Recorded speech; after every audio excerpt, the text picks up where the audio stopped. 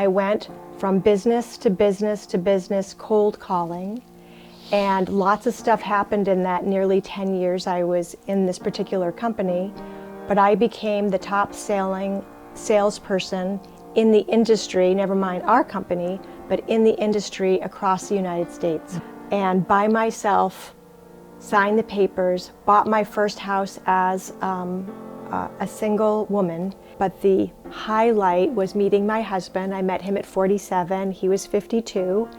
I traded a mother should, blah, blah, blah, to, hey, I'm the good person, my brother and sister are good people, and appreciate who she is and the way she is, and not expect her to be anything different than who she is. And you could see the audience, the oxygen had left the room. These human beings were now zombies in front of me, feeling utterly hopeless and helpless. So I started telling the starfish story. One of the highlights of my life, we delivered more toys to the Maine State Department of Child Protective Services in the history of Maine. And then having huge success for somebody like me, and then being really happy and healthy and thriving, and then how can I be of service and give back?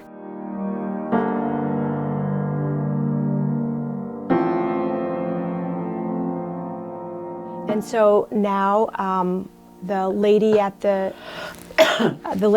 gym told me about a Bostonian, and she was trying to work with him on a business venture. He was from Zurich, he was a VP, and she said his Boston accent, she couldn't understand him, and I'm the only New Englander she knew. So she said, will you come to the meeting and help me decipher what he's saying? I'm trying to put exercise classes on televisions in hotels. And he's gonna help me with the business side, but we're having trouble communicating.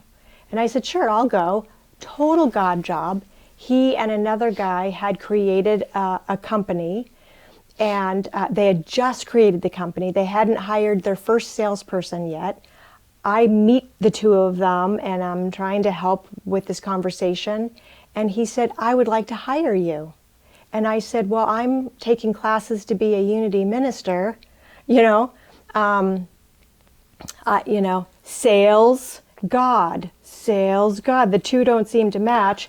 And he said, you can make a 6-figure income. And I went, I bet God would like that, So the majority owner did not want to hire somebody like me who didn't have a high school education, who he didn't see me as a fit for what he had in mind for his sales force. He wanted to have a white man with khaki pants and a white button-down shirt and 2 kids and a golden retriever, and I did not fit his picture.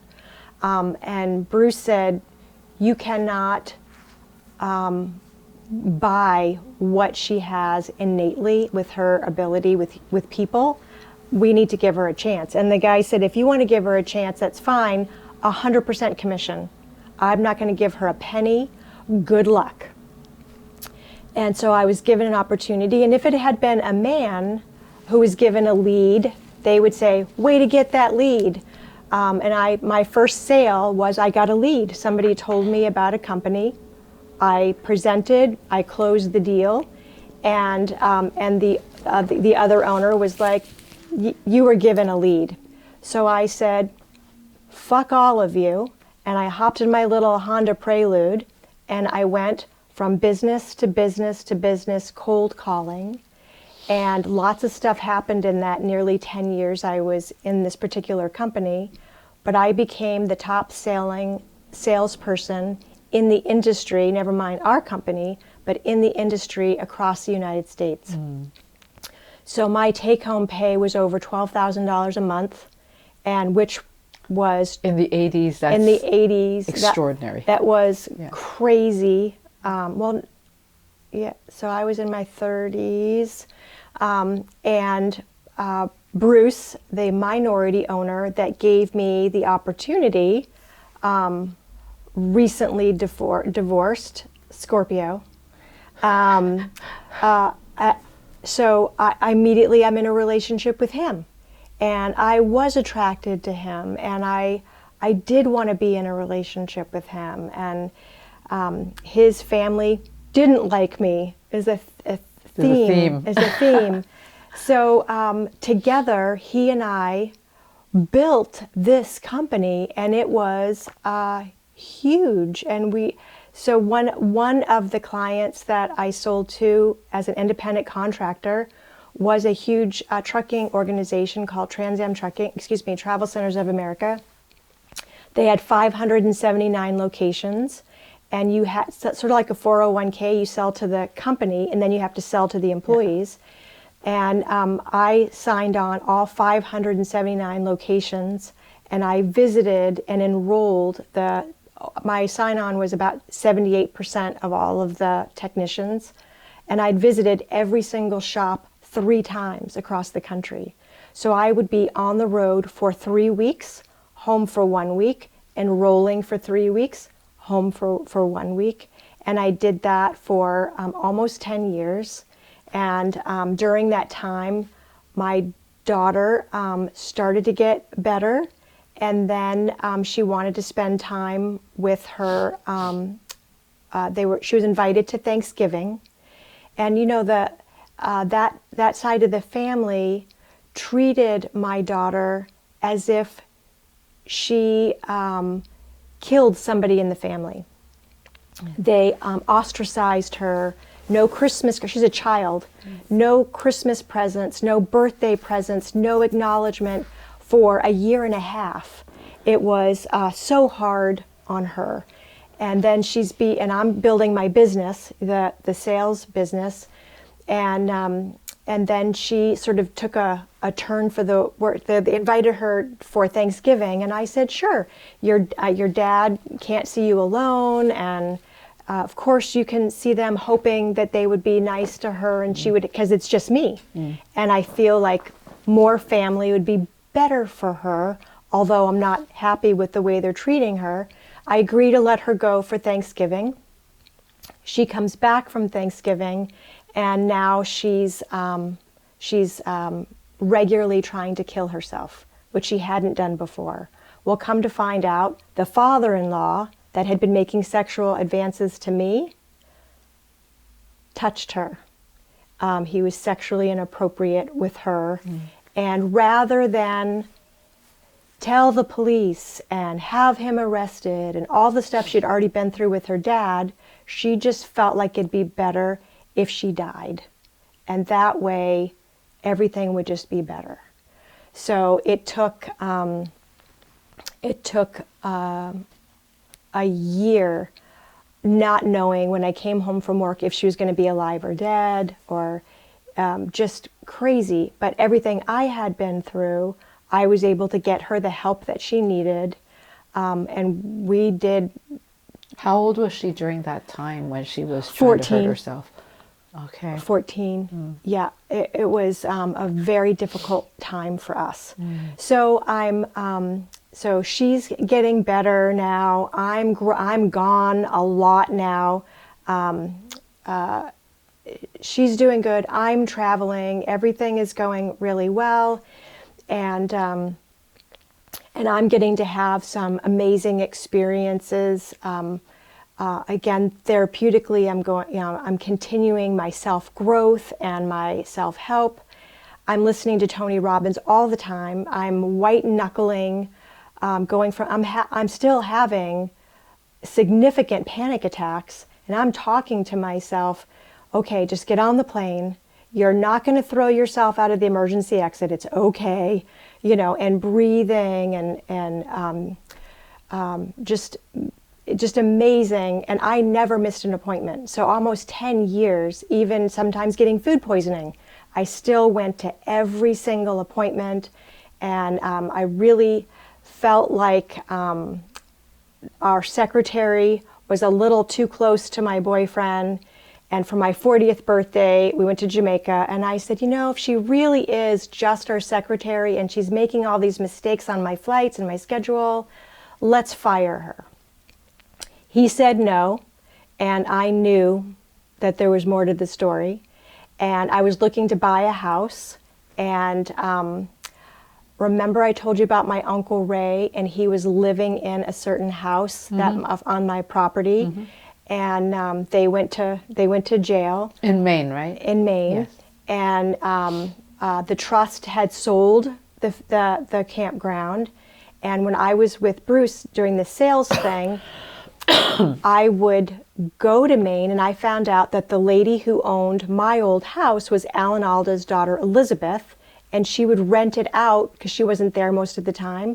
So for $100 a night, you could rent that house. Not any other house. There's 13 houses. The only house that was available for this was that house. And I'm like, okay, I'm going to sleep in that house. That's where I had been molested. And I said, will you sell me the house? And she said no. And so I was looking at Manhattan Beach, California, to buy something there. And again, my 40th birthday, Elizabeth reaches out and says, we've decided to sell the house. You have 2 weeks to buy it before we put it on the market. And I'm like, I'll take it. So a $347,000 house. I put $50,000 down in cash. And for the next 3 years, I couldn't believe that I actually owned this house.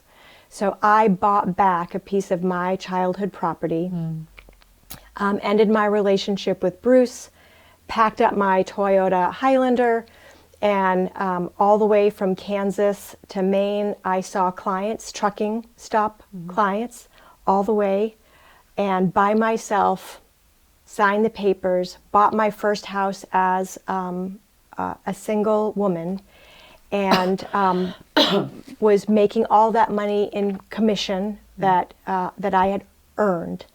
And that was the beginning of the next chapter from 50 to 58. That's fantastic. Just to wrap up little loopholes, I just want to clarify. So you met Bruce at around 35, right? And that's when you took on the job, when you guys started the company? Before 35. Okay. I must have been like 33, because I was there like 8 years and I left at 40. Okay. So whatever that math is. Okay, so because you were with Mark, the lawyer, Yeah. Around 32. Couple years, yeah. Yeah, so around 32. So did you cut off with Mark and then go with Bruce, or was there overlay there? No, there wasn't an overlay. Okay. I ended with Mark when I got the job offer. Okay. And the job offer was with Bruce. Okay, all right. So around 33, yeah, So around you're- there. yeah, so- yeah. Okay. Yeah. So, but 40 was when did you actually leave Bruce? Like when you told him? I bought the house. At 40? So in my 40th year. Okay. So I turned 40 April 21st. Okay. And I signed on the house, I think like May 8th or May something. Okay. Yeah. And then after you bought the house, you left Bruce. You didn't leave him before that. Oh no, I told him that the relationship, like it wasn't Okay. working out. Okay. Because he had chosen The other woman. I felt like he had chosen the other woman. And then after I was in Maine, Bruce came up and asked me to marry him. And I said I didn't want to marry him. And then he married the secretary. Okay. So, all right. and he and Maggie are still married. Okay.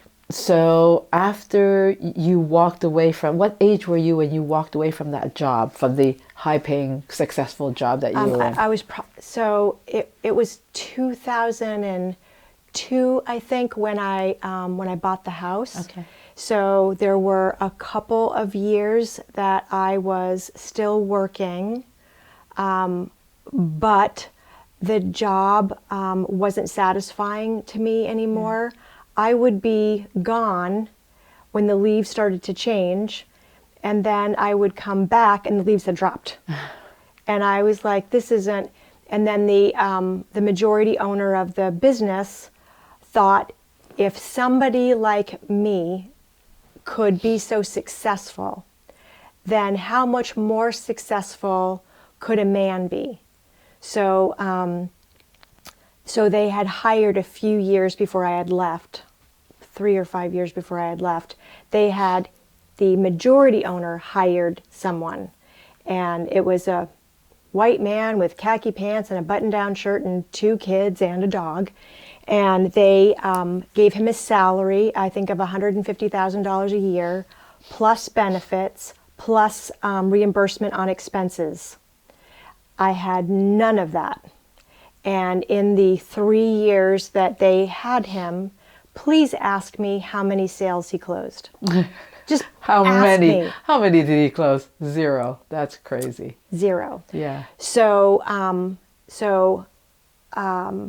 I had worked, you know, I got us in front of the Walmart Corporation. So I met 47 of the decision makers for Walmart in Bentonville, Arkansas. And they were like, are you going to talk the way you talk in this meeting? You know, you rock, and that's cool, and that sucks, and, you know, like me, just being me. And I'm like, yeah, I'm just going to keep, you know, being me. My brother joined the Navy right after high school, and he did his 4 years, and they conveniently take when it's time to sign up again, they take them to Hawaii. Isn't this wonderful? Sign up again. And he said, drop me off here. So he's happily married and a homeowner in Hawaii, married 2 boys. He had 1 daughter earlier in life, very much against his will, although Cassandra grew up into a beautiful young woman. Both, interestingly, both my siblings did not want to have children. They both witnessed what happened to me and what I went through, and that really made a significant impact on them. So my brother is a year younger than me. I'm 58, and he has 2 boys under the age of 12. So late in life, he had his children, and my sister went to Kansas City Art Institute. She went to Blue Valley High School in Kansas and got a full college scholarship in basketball and gave it up. My brother is 6 feet tall. My sister's 5'11", and I'm 5 feet. So they got all the love. They got all the height. So she gave up the basketball scholarship and wanted to go to art school. So she graduated Kansas City Art Institute and then went to Rawlings University in Virginia, got her master's, married, has 1 child, homeschooled, which makes total sense that she would keep her child close. I find it so fascinating. Wow. Yeah. So Larkin, beautiful, she's about to get married. So my sister's 10 years younger than I am.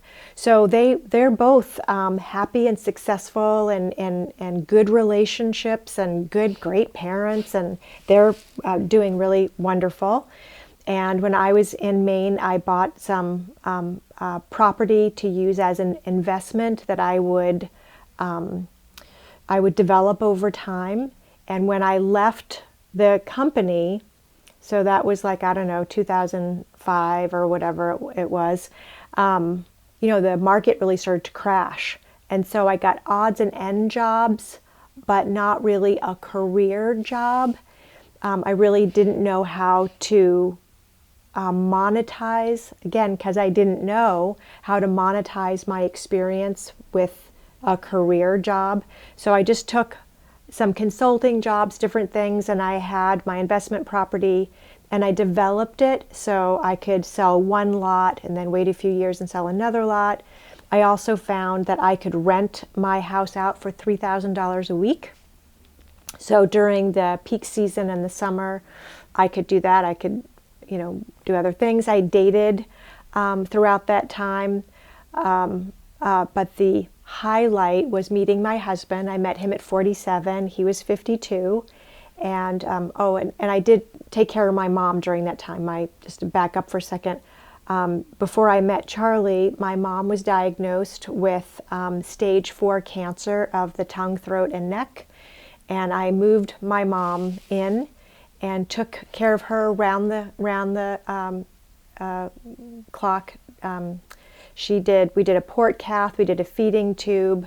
She had radiation Monday through Friday for 10 months, and then chemotherapy once a week with a chemotherapy thing for 24 hours, port for 24 hours. and I squished her pills, 3 times a day, and did her liquid feeding at night. And that was challenging. Not only being the sole caretaker for somebody who was potentially terminally ill, but also my mom. And I wasn't close to my mom, but I had done a lot of work with my mommy issues, and I traded my expectation for appreciation. I traded a mother should, blah, blah, blah, to, hey, I'm the good person, my brother and sister are good people, and appreciate who she is and the way she is, and not expect her to be anything different than who she is. Did you ever do that in the past? What? Expect her to be something else? Always. Really? I always wished that I had a mommy. I always wished that, I would, Mother's Day cards, I was looking through the most unemotional Mother's Day card. Why can't there have a whole, like Hallmark should have a Mother's Day card that said, it's that day again. Thanks for giving birth to me. Like, how come it has to be you were wonderful and you loved me? And, but I did things like 1 year I bought 52 cards because there's 52 weeks in a year.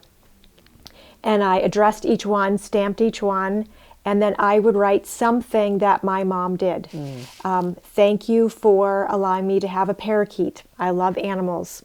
Thank you for, whatever, just something. So every week for a year, my mom got a note of appreciation, and then Hoffman Institute was working through the mommy issues, just trying to heal and accepting her.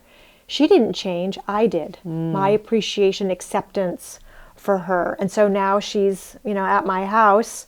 My brother and sister have families. I'm the one that's available to be a caretaker. And I remember a home health nurse in with my mom, and the home health nurse was saying, your daughter's taking such excellent care of you. You must have been an amazing mother. Wow. And Mom didn't know where I was, right? She didn't know I could hear. And my mom said, no, I wasn't. And I can't believe that my daughter is allowing me to darken her doorway. And I was like, she gets it. Wow. Yay. But as always, as soon as Mom went into remission, as soon as Mom didn't need me anymore, she was gone. And so she was gone. And then after that, I met my husband. We started dating. We've been together for 12 years.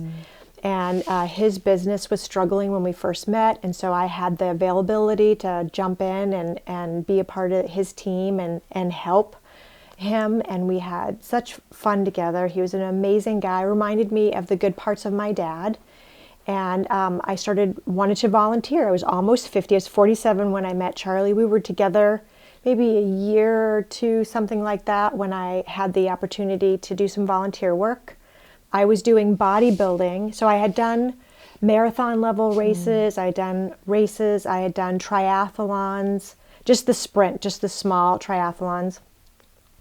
And bodybuilding was a new opportunity. Being at the gym was always mental health for me, so body, mind, and spirit. And so this was a new thing, so I'm training for bodybuilding, I'm helping Charlie, and now I'm starting to do some volunteer work. And I started volunteering at a place called Long Creek Youth Center, which is a jail for kids in Maine, boys and girls. It's the only one in Maine. And through that experience, I found out that there was a thing called sex trafficking. And I'm like, that's a crazy term. That's unbelievable, that that's part of the story, that you never knew you were sex trafficked until late in your 40s. Right, I had no idea. I was almost 50. And so I started volunteering, and really within months, they asked if I would be on a panel discussion with an international leader on sex trafficking, and the FBI and the district attorney. And they had also, the news media had found out about me, and they wanted to do a local news story, at 6 and 11 o'clock. And I'm like, whoa, wait. My past was on a need-to-know basis, and unless you were my therapist or my lover, you didn't need to know. So all these friends that I was making in Maine, and Charlie, I didn't tell them all the full story. I would never, tell that story. There's always like a blackmailer in my brain that said, yeah, they act like they like you, but if they only knew, I just really believed that I was utterly socially unacceptable. I loved me, God loved me, but if humanity knew my story, they would stone me to death. Like they wouldn't want to be my friend, right? Nobody would want to be my friend or my boyfriend, right? That's powerful. And by the so, way. right, and so I told Charlie the story, and I didn't want to humiliate his family, his young adult kids, and and my friends. I told my friends, and everybody was really supportive. And so then I called the police and said, I need to find out if my pimp is still, my pimp was in Maine. Is my pimp still alive? Is he in jail? Like, what's the deal? And so they looked him up and found out where he was, and he's not in jail and alive. And I said, you need to, if something happens to me after, this speaking engagement and news show, he's probably the one that did it, And so I was on the news show, and I was on the speaking engagement, and it was like the news people couldn't quite believe that somebody with my story actually owned their own house. So it was interesting that they filmed part of the story in jail and part of the story in my home. Like, yes, this is true. Somebody like me actually, dug their way up and just kept moving forward and was able to create a good job, make a good income, buy their own home, be in a healthy relationship, give back to the community. And one of the original things I did was, I wasn't thinking of starting my own nonprofit. I thought, I'll do this panel and I'll, help in jail with these groups, and I'll join an organization within my state, and I'll contribute somehow. And so who in my state, in my town, in my area is doing anything about this thing called sex trafficking, and how can I be of service? So I went to the different organizations, and I'm a tenacious overachiever. I think Brene Brown said this term that I loved. I was hustling for my worth.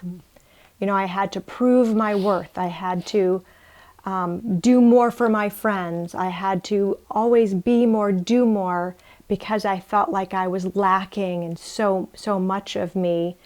And so I'm attending these meetings, governmental, right, and advocacies, and they didn't seem to be doing as much as I felt like needed to be done and could be done.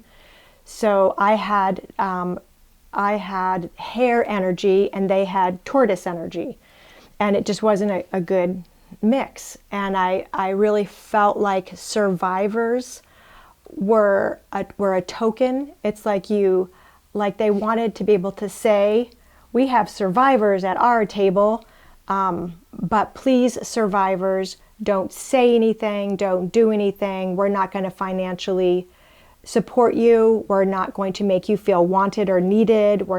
But we want to tell our funders and our grantors that we have a survivor at the table. And that was how I felt. I felt worthless. I'm sitting at a table, but why am I here? I'm not doing any value, right? So someone, her name is Shay Bellas, said, you need to be your own nonprofit. I had no idea how to do that. And so she took me to a lawyer and introduced me to the right people. And I did, I started my 501c3, and I did my first fundraiser, and a lot of people came to see who this new person was, but there was no help.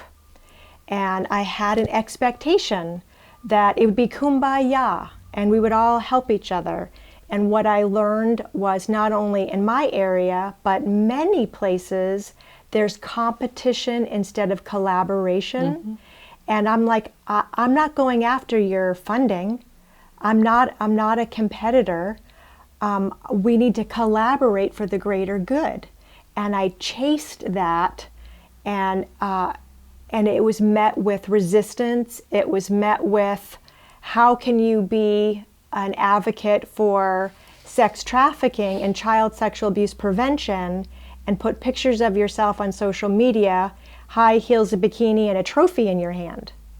And I said, it has taken me so much therapy to see an athlete is not a sex symbol. You know, that I am as much of an athlete as volleyball or a swimmer or whatever. And I'm finally comfortable in my own skin, and I see myself as an athlete, not a sexual depository for offenders. Like, yes, I am strong, and I'm not going to take down those award-winning pictures. So there was already, you know, this conflict. The cancel culture already started. Oh my gosh. And so I was like, okay, what do I think our state needs, our community needs more than anything else? Well, I think they need to be educated, because nobody knows what in the hell sex trafficking means. You know, you ask people, what does it mean? They say, is that, you know, Asian people in a strip mall? Like, what? Right? Is it Russians? Like, what it, like, they had no idea what sex trafficking really meant. And so I started going to church groups, and in the church groups, they wanted the token survivor because they were doing fundraisers. So they would show a global human trafficking, so organs, labor, and sex trafficking movies that were sensational, that were traumatizing, you know, and all these church people would show up to see the movie and see the dog and pony show of the little survivor. We're going to see a sex trafficked person live. You know, it was like this thing, right? I was even introduced by people as my sex trafficked friend. Oh, jeez. Right? I'm like, this is hilarious. Yeah.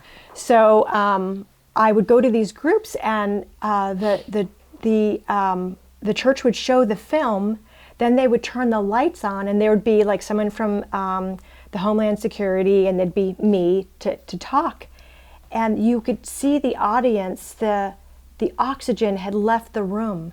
These human beings were now zombies in front of me, feeling utterly hopeless and helpless. So I started telling the starfish story, right?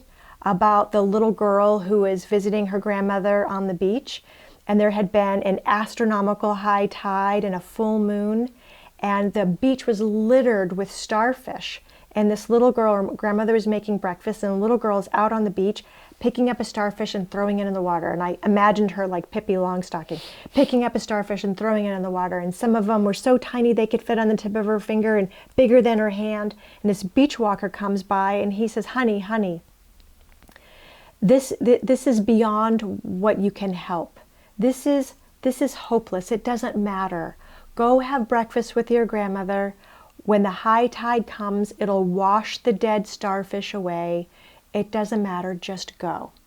And she looks at him, doesn't say anything, picks up a starfish, throws it back into the water, and said, it mattered to that one. Oh. And I said, that is my brand. And so I started telling the starfish story at the end of every one of these church events, so people would have hope. We can't save everyone, but we can put our attention on what we can do, what will work, what good can we employ. And so word got out, and then I was invited to speak at business groups and women's groups and men's groups and different schools and universities across the state. And I could have as many as 150 people show up to hear me speak.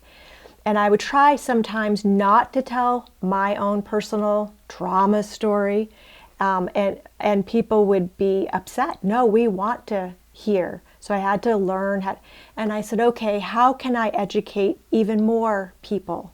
How can I make this even better? And so I started going to all these different groups. conferences to see who they were bringing in and how were they doing these conferences. And meanwhile, instead of just me speaking, I did like I did in my sales career. I would bring my A team. So in my sales, I'd bring whoever, the owner of the company and somebody who specializes in tax, and I would bring my A team and close that sale. You get one opportunity. So now I started bringing someone from a sex therapist. I would bring someone who specializes in addictions. I would bring somebody from Homeland Security. I would bring somebody from the district attorney's office. And then I would say, hey, I'm going to make you a superstar.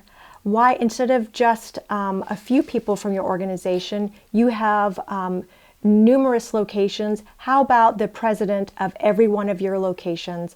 Bring them all together and we will just blow them away with this amazing conference, this amazing speaking thing. So I started doing that, and that was successful. And then I'm going to these conferences, and I said, you know what we need? We need a conference for the people. Because the people who are going to these conferences, you're preaching to the choir. You're talking to social workers, and you're talking to advocates and child advocacy centers. They already know what's going on. But who doesn't know what's going on is mom and dad and grandma and grandpa and the teachers. And we need to do something for them. So in 2019, I did my first in-person conference, 3-day conference. And that was challenging because I'm not organized enough to do a dinner at my house. This is not my, I'm a visionary, not an integrator. So I found out who the highest and best, most respected speaker in child sexual abuse prevention is, Victor Veith from the Zero Abuse Project. He was formerly with the White House Crimes Against Children prosecutor, brilliant guy, and a clergyman, Lutheran clergy. And I called him up and I said, I want to do a conference. I have no idea how to do a conference. And he said, when's the best time of year to be in Maine? I said, September. He said, let's pick this date. So we did. And then I went to the biggest church in my state who had a big, huge parking lot. And I said, I want to hold the conference at your church and I'll pay you. I want to rent the thing to do it. And the pastor wrote me an email and said, we have and this was Child Sexual Abuse Prevention Conference. Right. This was not sex trafficking. This was Child Sexual Abuse Prevention Conference. And the pastor wrote me and said, we have a ladies group that works with sex trafficking people. We really prefer to keep our focus on that. We wish you all the luck in the world, but you can't rent our facility. And I was like, Holy Spirit, keep me together, right? Because I'm like, oh, what the hell, right? And I said, okay, so if this isn't the place for me to hold this conference, there has to be, God must have a better plan. I have no idea what that plan is, but there's got to be a better plan. And I found out about another church, and I went there, a Baptist church, and they said, absolutely. And it was a beautiful space, and we raised $25,000 so that we could pay for this whole thing in full so that no participant would have to pay. So that was really important, that this was a love offering for our community where we would bring in national speakers, leaders in child sexual abuse prevention. It would be open to social workers, child advocacies. I would give a microphone and a stage to our local people. So the Cumberland County Child Advocacy Center, the different organizations, Survivor Speaks D. Clark, Just for One, Tricia Grant, and the sex therapist would have an opportunity to talk about reducing shame. So, and then we would have the Zero Abuse Project. So we did this. We educated 350 people, could have been easily double that, but the advocacies don't support each other. So they didn't share what was going on. So we only had 350. We offered continuing education credits. So we did not get paid. I have never gotten paid. I work for free. And we raised the money. And I did reach out to one organization and tried to get a $10,000 grant from them. And they said, yeah, sorry, we don't believe that education would stop a child from being sexually abused, so we're not going to give you the money. So there's a world researcher from the University of New Hampshire Crimes Against Children Research Lab.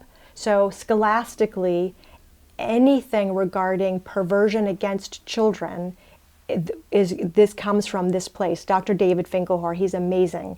And they had asked me to be on a panel with him, and I mentioned to him, people are saying that, education isn't a thing. And he went off and said, that's absolutely not true. And I got him on camera and have a 3-minute video clip that he made for me, saying that it's essential that we educate. Of course we have to educate. So after that first 3-day conference, COVID happened, and I had to figure out, well, now how can I help? How can I be of greater service to our community? So we have 2 sex trafficked survivor homes in Maine, and I did weekly Zooms, and I would bring in educators from all over the world. Women from all over the world would jump on the Zoom weekly and share their experience, strength, and hope. We did fundraising for whatever needs that they had in there, and we organized our second conference, and this one was on child sexual abuse prevention. I had been asked by the Maine School Safety Center if I would be on a Zoom to educate their community about sex trafficking, and we bonded. And so when I wanted to do the conference, a virtual conference, since Zoom was working so well, I thought I'll do a virtual conference. I reached out to them, and they said, not only do we support what you're doing, we'll help you, we'll collaborate with you. So again, I did not get paid. I fundraised, and it was like $13,000. The Department of Education, the Maine School Safety Center gave me their database. Well, actually, they used their database and put out the Zoom link to all these people. I hired national leaders for a 3-day virtual conference, and we educated 690 people on that 3-day. It was, so one day was teachers, and one day was social workers and advocates, and the next day was law enforcement, and 100% of all state of Maine prosecuting attorneys. And instead of having it be only you here and only you here and only you here, we said, hey, teachers, would you like to know what prosecutors need to make a case? Hey, social workers, That's a great idea. Would you like to know what teachers are going through? So it was a cross training. It was open. They could absolutely attend all 3 days or just their day. And if it was their day for their vocation, they got a certificate of participation so they could use that to get continuing education credits. So that was a beautiful thing. And politics, because I don't get paid, we bypassed all the red tape. So somebody was saying, well, where's the buck stopping and who's making money? And we don't try to sell anything. We don't ask for donations. It is all above board. It is for the greater good of our community. But they would not let us record. So the privacy of the organization's trainers that I hired said, you can hire us to speak, but you can't record us. So then after that training, which was amazing, like how do you identify abuse on virtual learning? So the teachers had to learn to look for signs. So when a child is abused, they block their head and they have marks on their forearms, looking for blood on the ear, patches of hair gone. How do you know if the person who's hurting them is just off camera when they're online? So it was fascinating. It was the first of its kind in the state of Maine. So then we did the next virtual 3-day conference, again around $13,000, fundraised for this, 3-day virtual, and this one was on trauma. So all the trauma of COVID, all the kids coming with COVID, the parents are starting to be adversarial to the teachers. Like there's all this hostility. How do you deal with your own trauma? How do you deal with the trauma that the kids are going through? What does the trauma-informed classroom look like? And actually that segment of that 3-day was the one everybody liked the most, was how to create a safe space, literally a safe space. And that one, we worked with the Maine Department of Education, not the School Safety Center. And they're like, we're going to have 1,000 people. We only had like 350 people. I hate it when that happens. I always think everybody should be on it. And then I'm like, okay, that's great. And that was last February. And then in March, I got a call from the Catholic diocese. And I'm not Catholic, but somebody from their organization had participated in my trainings. And they said, hey, our 6th to 12th graders are sharing sexually explicit things with each other on their phones and computers. We can't seem to get ahead of it. They don't understand that there's no such thing as delete. Would you be willing to do an in-person conference?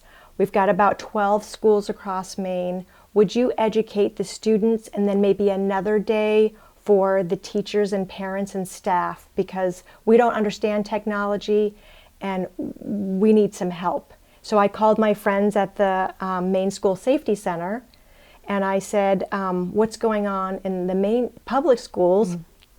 They said same thing. They said, do you think that the Catholic Church would be willing to have this be open to the community? Do you think we could do cross-training? And I said, let me find out. So this October 21st, 22nd, we are doing a day and a half. We expect over 350 students on that Friday, the 21st. It will be live streamed throughout the schools. It'll be just for students. I've had to raise $30,000 for this. I'm still $8,000 short because we are finally allowed to record it. So the speakers that I've got coming in are allowing that. So we'll live stream that. I've got 2 national specialists coming in, and I have Homeland Security, FBI, law enforcement. I have my A team for this, and so we'll teach students in person and live stream throughout the school system on that first day. The second day is a Saturday, full day. It's $18,000 to have the audio-visual specialist really record this in the right way, and then about $5,000 a piece for the speakers, and then the other speakers are paid through law enforcement. Food trucks, like I did on the in-person one in 2019, entertainment during lunch, everything paid in full so that they can come for free. It's recorded. The state of Maine will use these recordings for trainings. I, of course, will offer this to all states and international, so everybody, as many people as possible can be educated through this. And they'll have lunch provided so we don't lose them at lunch. And it's going to be an amazing in-person 1.5 day conference. And out of that will come so much training for countless thousands of people will be trained. And then on the side, and this is what happens, another group said, hey, it's a specialty law enforcement group that I don't want to say the name of. And they said, hey, we are imploding with post-traumatic stress. We are imploding. The stuff that we see with child pornography and child abuse, 75% of us are divorced. We're having alcohol problems, domestic violence. We need help with trauma. Can you help us? So I had hoped that this would be my last big conference, and now I'm going, nope. They came to me for help. I have an obligation to find the money and make this happen free of charge for this group. So these are the things, and I'm leaving out, in the middle of COVID, Toys for Tots was not delivering. And so me and a guy named Brian Ligotti from Durago Fitness got together and said, children must have toys. And so we raised over $20,000 and delivered, which was the highlight, one of the highlights of my life. We delivered more toys to the Maine State Department of Child Protective Services in the history of Maine. So that, I mean, the room was just piled with toys for all ages. And not a knockoff Barbie, a real Barbie. And not a knockoff Tonka truck, a real Tonka truck, you know. And Not that a dollar was, store no, Barbie. Yeah. no, the children acknowledge that this is a real Barbie, you know. And so that was, you know, and then somebody needs education or some, and what I found was there are a lot of needs for survivors of domestic violence, of rape, of sex trafficking, but my personal niche is bridging the educational needs of our parents, teachers, advocates, social workers, our first responders, and being able to give them the level of training and education that they otherwise, state and federal, could not and would not fund these high level educations for them. The private sector has to come in and offer hope and help to these people. So my whole life was surviving, and then surviving the surviving, and trying to figure out who I was, and then having, you know, having huge success for somebody like me, and then being really happy and healthy and thriving, and then how can I be of service and give back? All right. Well, I don't even know what to say except thank you, thank you, thank you for the service that you give to the world. Like, honestly, like, we all should be thanking you. And I know that you know, but really, it's so important. And one of the things that you highlighted about the foundation is that you focus on the precursors to all the other disasters that happen. And that is why we are supporting this. And that is why education is everything, everything. And so thank you for the life that you had. Thank you for everything that you've chosen to do. You are the epitome of no excuses. No excuses, right? And hope and love and everything that comes with it. But your foundation is everything. And I think it's because you have shown people that it's not a facade. You put your foot down, you do the work, you get the money, and it's not about making everything pretty and let the money roll in. And yes, that's going to happen, but you've shown that you deserve it. And I just wanted to say thank you.